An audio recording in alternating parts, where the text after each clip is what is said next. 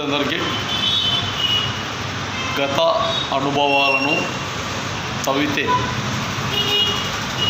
అవి బాధలు, బంధంలో ఉన్న వ్యధలు, కన్నీళ్ళు, కడగళ్ళు ఉంటాయి. అప్కమింగ్ మనం ఏ విధంగా అయితే ఈ రాజ్యంలో, ఈ రాష్ట్రంలో, ఈ ప్రాంతంలో, మన కుటుంబంలో లేదంటే వ్యవస్థలో ఏ విధంగా బతకాలో వాటిని ప్రతిరోజు నేర్చుకుంటూ, తెలుసుకుంటూ,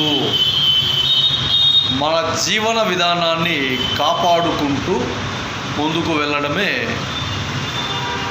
మన లక్ష్య సాధనలో ఒక బలమైన పునాది.